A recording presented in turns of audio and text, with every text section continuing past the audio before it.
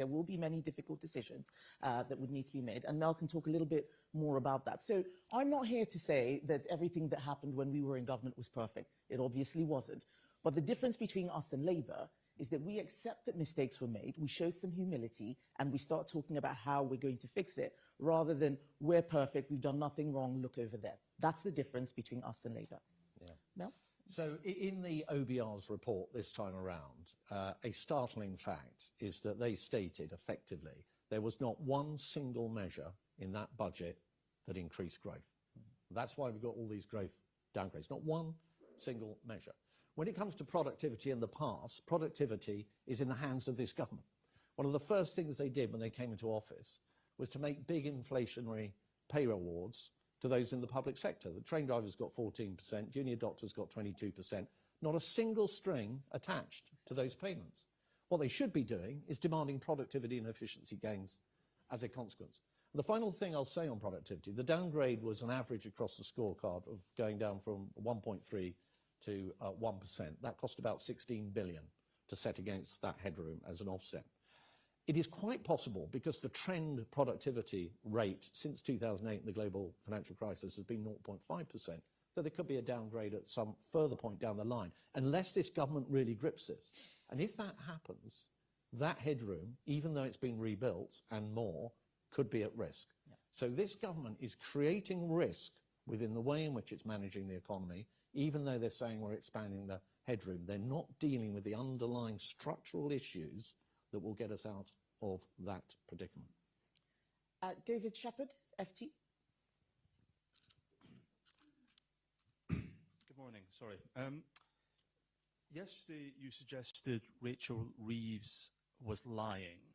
Today you said she may have given wrong or false information, a subtle difference there in the language. Are you still accusing Rachel Reeves of being a liar today? Yes.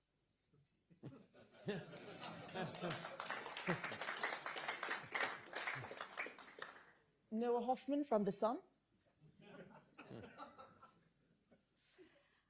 Thank you. Noah Hoffman from The Sun. You've spoken a lot about the need to tackle a very large welfare bill, but missing from that conversation is how much of a big chunk that is taken up by the pension triple lock. That's a policy you say you're not going to touch, and yet we see loads of young people leaving the United Kingdom because they feel like economic policies are not built around them and their ambitions. Do you have any more to say on the triple lock? Are you ever going to look at it? That's something Nigel Farage has pledged to do, or is this a given for eternity for the Conservative Party? So young people are leaving because opportunity is disappearing. I don't think that many of them are going through fiscal policy in detail. They want to get jobs, they can't get jobs. Unemployment has risen every single month since Labour came into office. Graduate recruitment is at record lows since Labour came into office. So our priority right now is jobs and growth. The triple lock is Conservative policy. And yes, it is a huge cost, but right now, making changes to the triple lock does not do anything for growth. What we can do for growth is find people jobs, get them off welfare and into work. That is a huge priority that's going to take a lot of effort. That is where we're putting our focus. You can make changes to the triple lock, we can all get poorer together. You can get people into work, get the economy growing, we all get richer. If the economy was growing at 2-3%, we wouldn't even be having this conversation about the triple lock. So the priority is the wrong place. And good luck to all those people who think that it's reform that's going to sort it out. Every time you ask them a question, they give a different answer about their policies. We are serious people. We are a strong team. We work together, and we're going to find a way to sort this out. Conservative Party policy is that, was or has always been the triple lock. We brought it in. But right now, the real problem is that we have an economy where people are going on welfare to an extent that the rider is getting heavier than the horse. We need to deal with the fact that not enough people are working first, and that is our priority. Mm-hmm. And the final question from the media is Martin Beckford from the Mail. Thank you, Martin Beckford from the Daily Mail.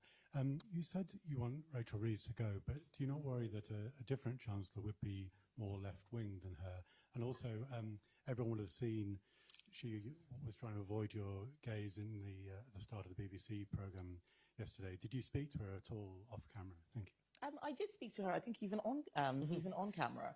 I mean, Rachel Reeves and I probably don't agree on very much, but quite a lot of what you see in Parliament is more theatre than anything else. We're all still people who can have a conversation. But to your first question, sorry, I've actually forgotten what the first question was now. About her going and somebody worse. Yes, taking well, over. yes, that's true. Things could always get worse. That is what happens with Labour. It reminds me of something. Things can only get worse. Sorry. But what we need them to do is actually open their eyes and listen to business. If I were Keir Starmer, I don't know why I'm giving him this advice. If I were Keir Starmer, I would be asking someone to stand down from their seat and they get a sensible person who everybody in the country can have some faith in and put them in there and make them Chancellor. But they're not going to do that. Instead, they're going to go through lots of different cycles of Labour MPs, some of whom are very similar to the ones that have gone to the Jeremy Corbyn party. We've seen what a rabble they are. Labour are actually not that much different. The hard left on their backbenches is driving the car seat. So it doesn't matter whether it's Rachel Reeves or not. She is clearly not the one in control. A few months ago, she said that two-child benefit cap was not affordable. Suddenly it was. At the same time, she was saying that she had a huge fiscal hole, which the OBR says that was not the case. They are all over the place. And what we really need is a Conservative government with the three of us making sure that we can run the economy in a way that business understands and where we create growth. Not a Labour Party that is just focused on creating welfare. They're no longer the Labour Party. They are the welfare party. Can I make one? Sorry. One very quick observation, which it really has come to something, ladies and gentlemen. If the justification for keeping somebody is there could actually be somebody who's even worse to take over. I mean, that is now the argument. Right? I say no more. Thank you very much. Ladies and gentlemen, we've now got just under half an hour for some questions from all of you. We're going to start with a question from Jonathan Brenton. Jonathan, could you stand up and you'll be given a mic. Please keep your questions brief and brisk. We want to get as much feedback from the panel as we possibly can. Thank you. Thank you. I'm from Pernod Ricard. We are French investors in the Scotch whisky industry. So I should say, Kemi, thank you for what you did while in government to get the India deal as far as it got. And thank you also, Andrew, for mentioning the hospitality sector, because that has lost north of 85,000 jobs in the last few months with ruinous consequences for young people. I'd like to ask a question about taxation, because excise duty on our products has gone up by 14% since August 23, and yet revenue for government has gone down by 4.8%. Responsible businesses recognise we want to raise money through taxation. It's part of our job. But we'd like to see it done in an effective and fair way. And what we see with the UK taxation system, and I think it applies for other sectors, is it's on the wrong side of the Laffer curve. Yeah. You're raising taxes to such an extent you don't raise the revenue. What would a future Conservative government do to get taxes on the right side of the Laffer curve and encourage the UK Treasury to listen to the experience of business? So I'm very glad that you did mention the Laffer curve. We can see this in a whole bunch of areas. It is not always the case that the more tax you ask for, the more tax you get. We've seen it with VAT on private schools. We'll certainly see it with what they've done on APR and BPR.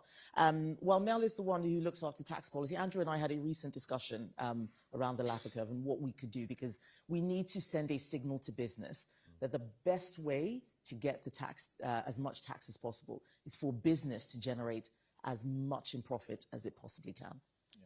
Andrew, did you want to come in on that point? Well, yes, Kemi. I mean, the key thing is to get the economy growing and making the pie larger. And what that is, and you mentioned a couple of those factors, is getting back to an environment where it's easier to hire, it's easier to grow. We haven't talked about energy, but the energy in this country is affordable. And then making sure that we understand the tax consequences. It's not even our goal to have as much tax as possible. We want an economy that's as big as possible, that employs as many people productively as possible, and that all of you in business do that number one thing that you wake up to do every single morning, which is happy customers, whether they're exports, whether they're domestic customers, We want to create an environment in which you can succeed to the best of your ability. Yeah, I would add, I'd agree with all of that entirely. In fact, I flew out to Nashville to spend a day with Arthur Laffer a month or so back, and he's absolutely right about so many taxes having reached a point now where actually the yield from those taxes is not going up with the additional rates. Now, Andrew mentioned energy, and I see we've got Andrew Bowie here, our very fine Shadow Scottish Secretary. I was up in Aberdeen recently. The level of taxation on oil, gas and gas extraction out there, which is in the mid-70% now with the energy profits levy, simply means that the whole sector is going to close down. 200,000 jobs.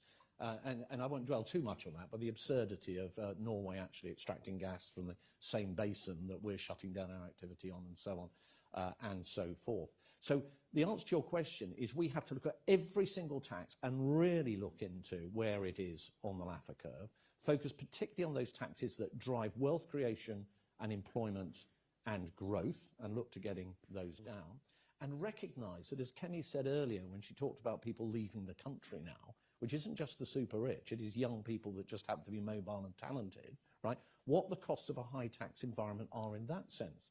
We've lost 16,000 high net worth people during the time that this government has been in office. The estimate of the tax take that walked out the door when that 16,000 went is probably equivalent to between 1/3 and 500,000 people on average earnings, okay? So we have got to, in this increasingly mobile world where people can reallocate to lower tax jurisdictions, we've got to start getting taxes down on productive activity. Very good. The next question is from Mike Archer. Thank you, Mike. Tell us who you are, Mike. Yeah, good morning, Mike Archer. I'm Head of Corporate Affairs for AstraZeneca. So my question is a bit of a take on that on fiscal incentives. So as you know, business confidence is down, FDI is down, and part of the reason for that is some of the gaps in the UK's fiscal incentive regime. For example, in R&D tax credits, we don't currently include capital spend on plant and machinery within qualifying expenditure, unlike our peers in, say, France or Ireland. Now, could the Conservatives commit to reviewing all of the UK's fiscal incentives for business investment and identify those gaps and commit to delivering on those in the next manifesto? I think that is something that I can say. And just to be clear, what we want to do in time for the next election is something really big and really bold. We have been tweaking a system for about 30, 40 years now that is no longer really fit for purpose. Every budget, every election, it's a few tweaks here, a few tweaks there, minor adjustments.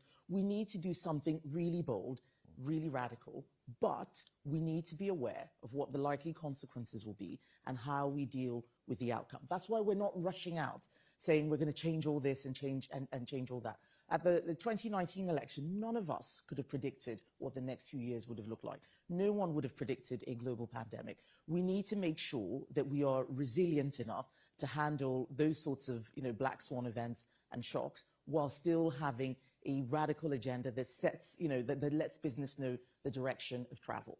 What we saw with Labour was them coming in and telling everyone how terrible it was. They had a small window to boost optimism, to boost confidence, and instead they used that window to talk the economy down because they thought it would be a good way to have a pop at us. Oh, look at the big mess the Conservatives made. All sorts of bad things are going to happen now. Everybody heard that, and then they took decisions that have meant fewer jobs and an economy that is not growing. We need to make sure that we send a strong signal that lets business see that we are open for business, that we believe in you, that we support you, that we listen to you, not just lots of pointless roundtables where you tell us all the things that are going wrong and then nothing changes. I think people are sick of that. You're speaking as someone from the pharmaceutical industry. There are a lot of things that are putting pressure on that industry, how we work within a different market, what's happening with intellectual property. I've been at World Trade Organization meetings where people are trying to eat our lunch. I don't think that enough time is really spent thinking about how we can make sure we keep one of the strongest industries that the UK has had. How do we deal with leaving the European Union and the impact on pharma? I don't think a lot of effort has been put into that. I'm not saying we go back into the EU, but what is a game-changing agenda? That's what I want all of you to see. That's what we're going to be doing. Bold, radical, game-changing but sensible as well, thinking about likely consequences and outcomes so that you can be reassured that competent people who know what they're doing are looking after our economy. Thank you. And if I may add, we will have a plan. I mean, I don't think anyone in Westminster wakes up in the morning trying to do harm, but it is criminal that this government didn't have a plan for the life sciences for 15 months. Yeah. Right? This is one of, and you're all wonderful, but this is one of our most successful industries. You cannot have a growth strategy for the UK economy if that doesn't include the professional and financial services, the life sciences, hospitality. These are some of the absolute bellwethers of our economy. Anyone trying to set out a plan to grow needs to have made clear strategy decisions in advance. And yet, in many cases, we're still waiting to understand what the government is doing. We will have a plan, we will have that in advance, and we will hit the ground running rather than have drift and dither and only ever react after events have happened. Let's hear from James Watson. James, could you stand up, please? Thank you. The mic will be brought to you. I'm James Watson, Traditional Products. We manufacture 97% of our stair Hold the mic parts. a bit nearer your mouth, if you may, James. We manufacture 97% of our stair parts in the UK. The budget appears to focus more on redistributing wealth rather than creating genuine added value. Added value is the spark that produces a fair and just economy. With the service industry now representing around 81% of GDP, a notable increase from 67% from 1997. I am particularly concerned that manufacturing, construction, farming account for less than 20% of GDP. Unless we're exporting services abroad, we are primarily redistributing wealth rather than generating true added value. How did the panel assess the implications of this shift for the overall health of the UK economy? What strategies do you propose to enhance the economy beyond mere redistribution and foster a more dynamic, resilient economic landscape? James, thank you for that. I am worried about manufacturing. I'm worried about it not necessarily because of the ratio, but because of resilience. I think we are just forgetting how to do so many things. A lot of our institutional memory is disappearing. China is eating everybody's lunch, not just ours, Germany, Australia. You know, a lot of the countries in the Far East are concerned about its capacity. And we need to get very serious about making sure we continue to be a great manufacturing country. And the biggest thing I think we can do is focus on energy. Energy is growth. Countries that have terrible energy policies don't grow. Countries that have great energy policies do grow. And we have not had a good energy policy for many, many years now. It is too expensive for you to manufacture. We are deindustrializing. And that's something that we're paying a lot of attention to. Claire Coutinho, Shadow Energy Secretary, and Andrew Bowie have been talking about our cheap power plan, how we can make life cheaper, not just for households, but also for manufacturing. So that is the offer that we have. We've got to focus on that. We need to also look at what skills we are creating in the country. I think that not everybody is meant to be in a service economy. So having an imbalance means that we're not getting the very best out of a lot of talent in the UK. This goes back to having a clear strategy. Who is it that we need to develop? How do we do so? Looking at talent. All of these things need to be thought about in the round. And when I look at what is happening to the car manufacturing industry in particular, the endless uncertainty on the regulatory side, where decisions are made and then changed all because of politics. I think certainty is something the business needs. Uncertainty kills business just as much as bad policy. People don't invest, they don't make decisions, they can't see into the future. What we want to give you is certainty, regulatory certainty, as well as political stability. We want to make sure that people have the freedom to take the risks, knowing that everything is going to be stable. I think that's the best thing that we can do for manufacturing after looking at energy costs. Mel, do you want to come in briefly? Yeah, very quickly. I think that's a great question because I think it actually leads us into what kind of economy overall that we're trying to create, okay?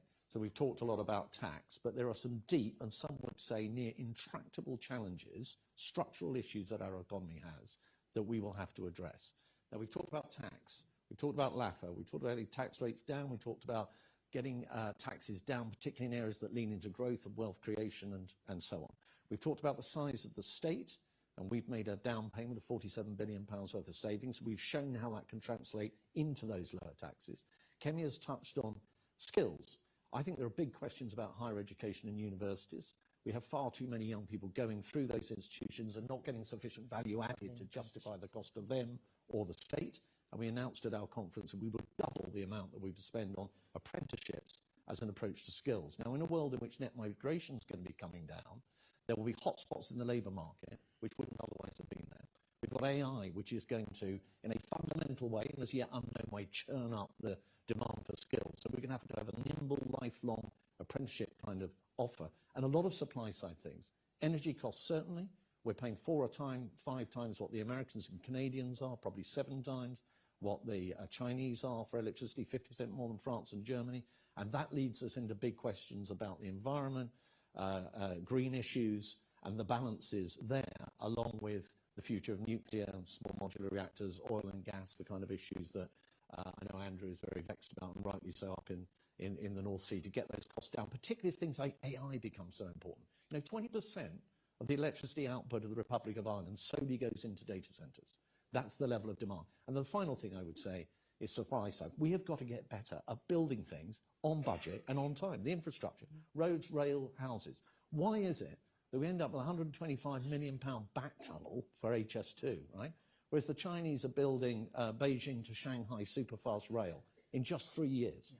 We have got to radically overhaul planning and get those infrastructure things really moving. So a big task that is going to take months and years to come up with all of the answers to those big questions, but we've got the right team to do that. Energy, a massive subject. We're in the last 15 minutes. Very briefly, Andrew. People often don't know all of the policies we've already announced. So, James, first of all, thank you for what you do, being a brilliant manufacturer. We will put businessmen and women in our embassies as ambassadors. There's no reason why we wouldn't do that. Many of those relationships are primarily economic, and we need a culture change in terms of promoting exports. We have promised to scrap the green tape on businesses, all of that environmental reporting you're mandated to do. If you wish to do that, that's fine, but we will not mandate businesses to do that. We will scrap that employment rights bill if it makes to the statute book. It's 329 pages. And we need, as a society, to go back and look at the honours system so that we recognise wealth creators, people who are putting back in their community, not merely the lanyard classes who are sitting there flying a desk in Whitehall. OK, we are now into the last 15 minutes, as I say. We're going to take questions 2 at a time. Very brisk questions, please. No speeches. Sorry to push you around. Stephen Massey takes the mic. Introduce yourself, Stephen. And can we please get a mic also to Adam Durant? Stephen? Which one's Stephen? Okay.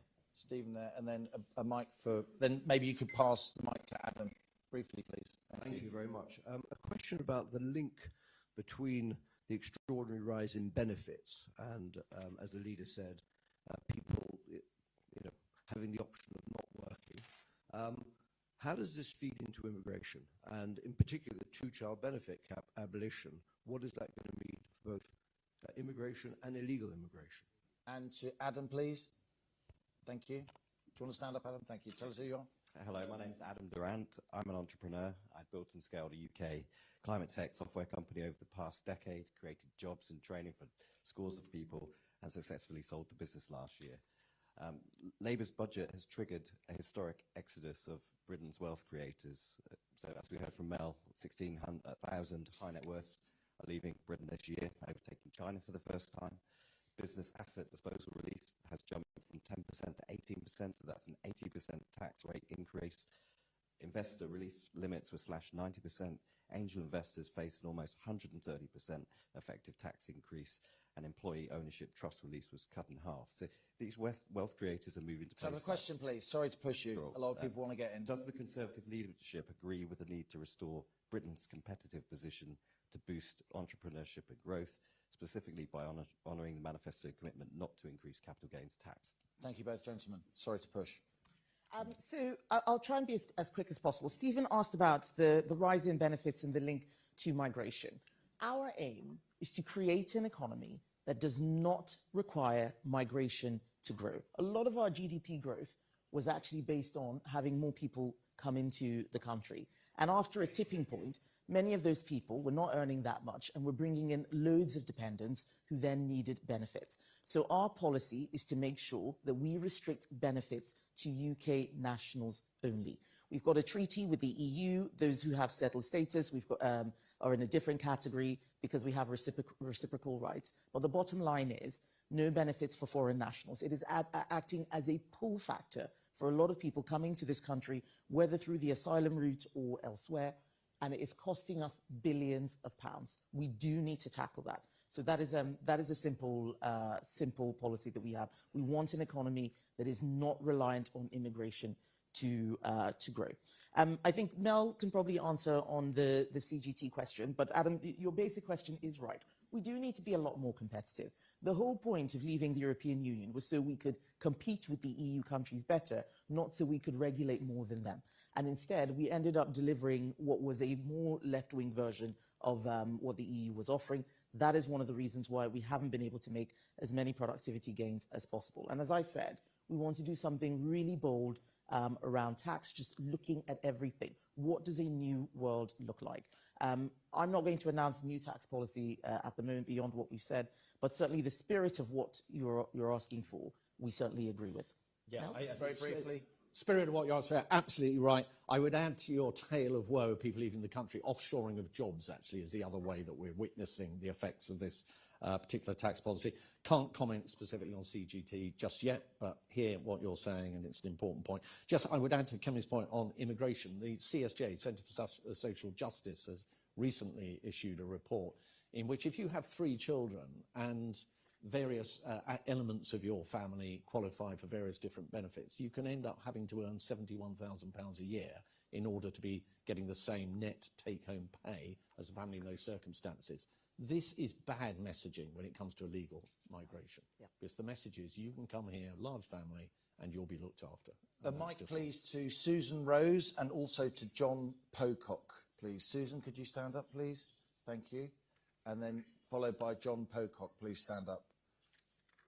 My name's Susan Rose. I'm the founder and creator of Susan Rose China in Stoke-on-Trent. We have a British manufacturing business in Stoke making British bone china. Now, we are always competing against cheap imports from China, which is hugely challenging for us.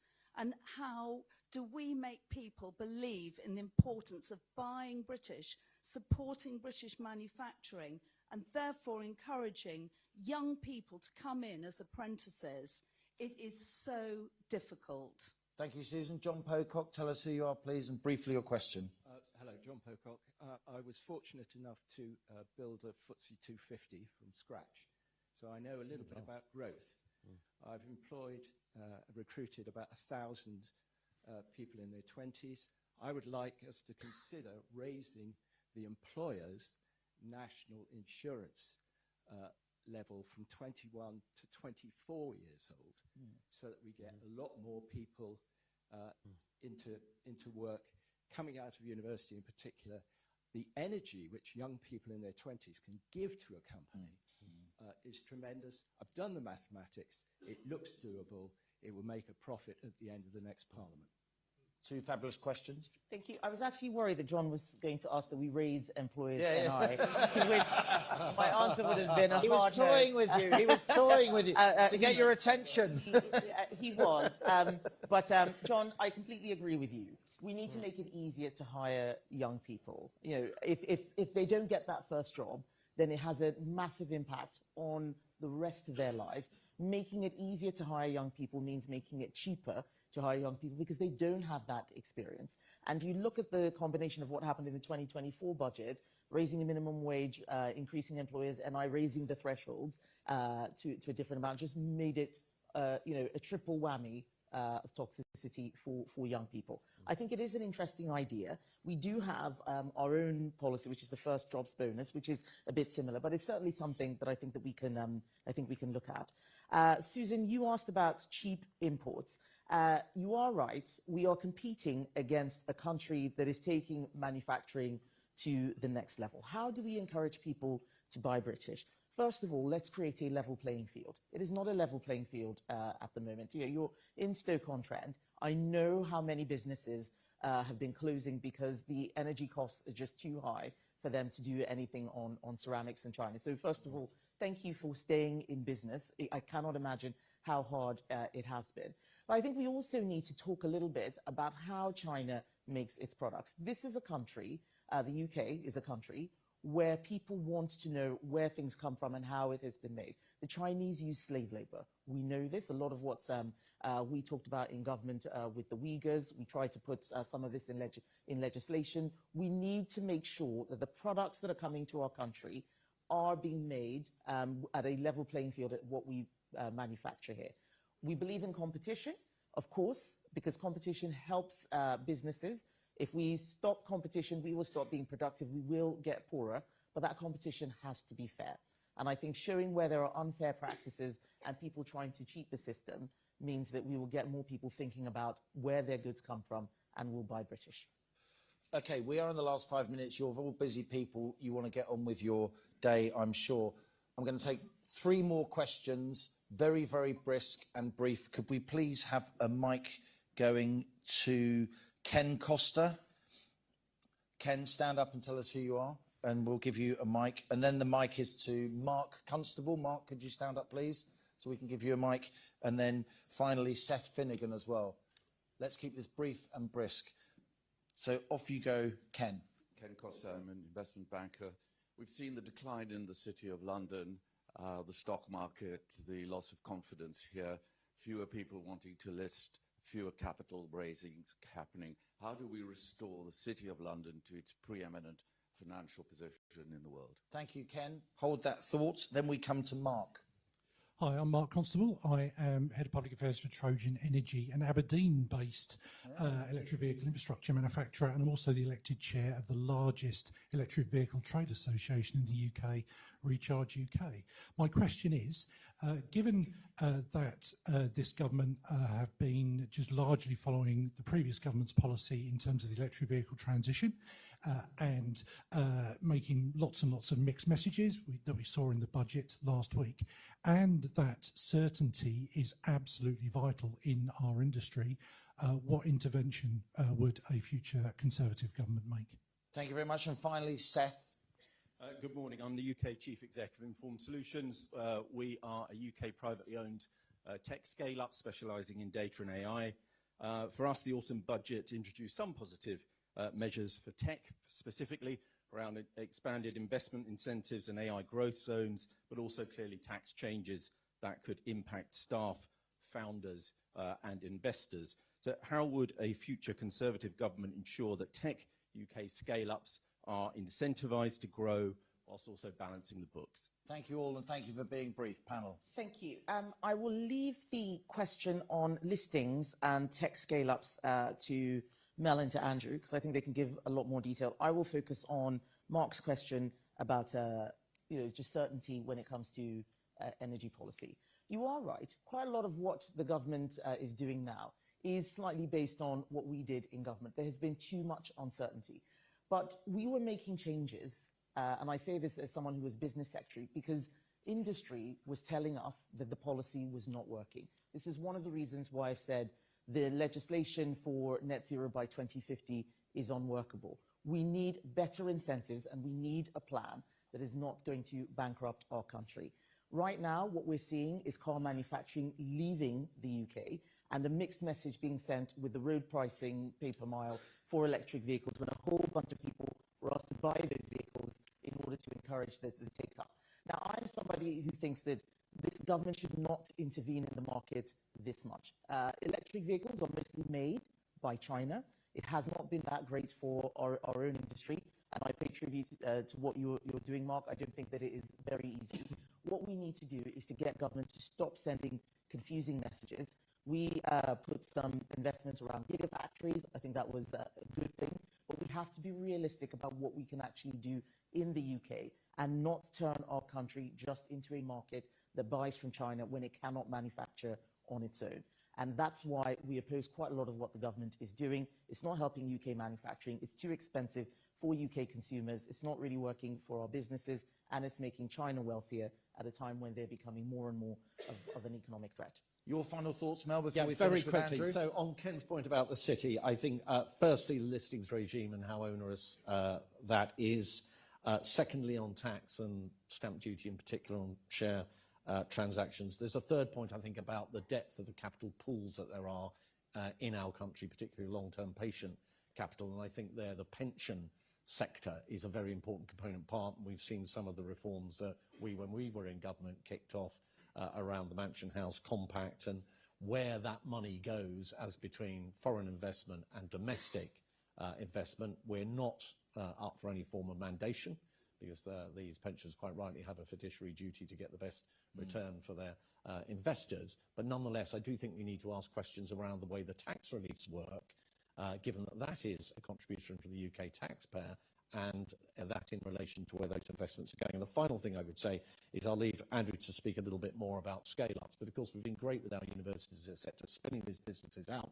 It is that next stage that we get to. There's an important prize if we can get this right, in that if you look at the different valuations on stock markets around the world, a lot of it is driven in the US by having these high-tech, big growth, high PE businesses there, and we need to have more of them for the overall health of our financial ecosystem. And finally, Andrew Griffith.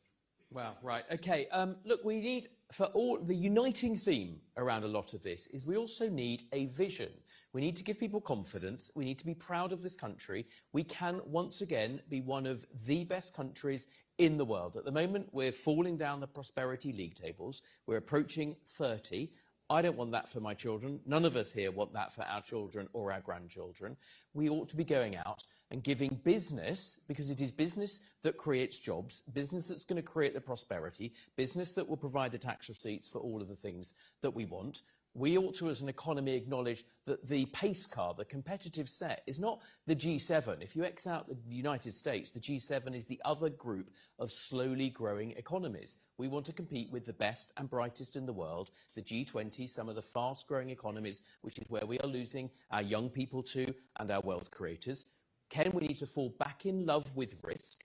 Post-2008, the entire city establishment sought their role to extinguish risk. And if you extinguish risk, you will not have any growth. And then finally, we as a country, and this is where my party meandered with its core principles, to put it mildly, we need to once again get back to being on the side of wealth creators, unequivocally, in everything we do, in our policies around red tape, around regulation, in what Mel is doing on tax. We need to understand that you build an economy on the back of wealth, not welfare. Exactly. Andrew Griffith, thank you for that. Ladies and gentlemen, that does bring proceedings to a close. I'm Liam Halligan. You can read my work in the Sunday Telegraph.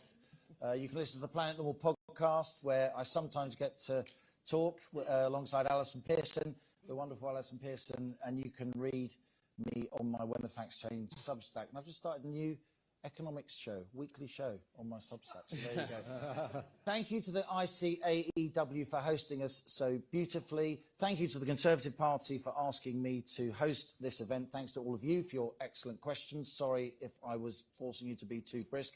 Please put your hands together, ladies and gentlemen, for our panel: Andrew Griffith, Shadow Business Secretary; Mel Stride, Shadow Chancellor; and, of course, Kemi Badenoch, Leader of the Opposition. Thank you very much. Well done. Very good. Well done, Lee.